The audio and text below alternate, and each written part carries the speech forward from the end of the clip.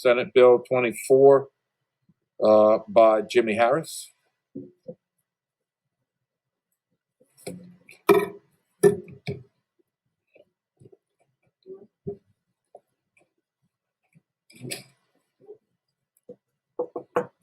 Senator Harris, on your bill. Yes. Thank you, Mr. Chairman. Members, this is Senate Bill 24, which provides for eligibility for the angel investor tax credit for investments made in federal opportunity zones. I had an opportunity to speak with many on the committee last night about what we're trying to do with the bill. But ultimately, as you all know, back in 2017, through the Tax Cut and Jobs Act, opportunity zones were created. Around the country, we currently have 8,760 designated opportunity zones. And the purpose of these opportunity zones is to create investment in distressed areas, pretty much urban and rural areas where we don't have a lot of investment going. Back when the zones were created, Secretary mentioned, quoted, we anticipate that $100 billion in private capital will be dedicated towards creating jobs and economic development in opportunity zones. Having said that, a couple of years ago, I brought this bill. I also brought another bill dealing with restoration tax abatements in opportunity zones. That bill passed. That's the local piece. As we stated, opportunity zones are federally created. So what we wanted to do to attract businesses to the state of Louisiana was to give businesses an incentive to come here. So we have the federal program. Locals put in skin in the game in the program.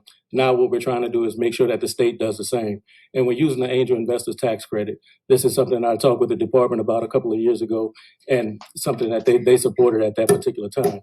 And the reason for using the angel investor tax credit is because it's helping small businesses and it's also helping startups. So when we think about a couple of years ago, part of the testimony that we put for people to kind of think about Waiter.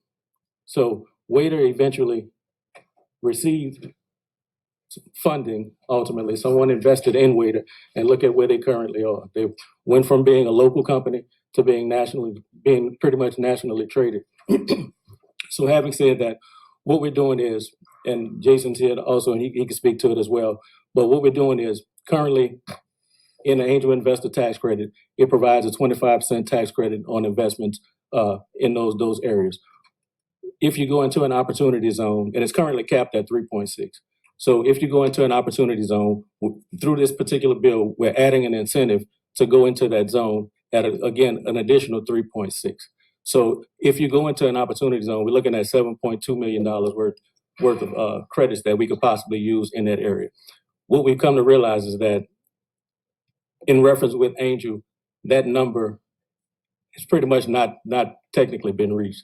So we see that there's a fiscal note that's on the bill, but what we have to say is currently in the state, we have 57 opportunity zones. We have 150 designated, but we only have 57 businesses that actually have utilized this program. So we don't know if this will make people invest in these areas, but what we're trying to do is encourage them to invest in these areas. So that's pretty much what the bill is doing. I'll take any questions.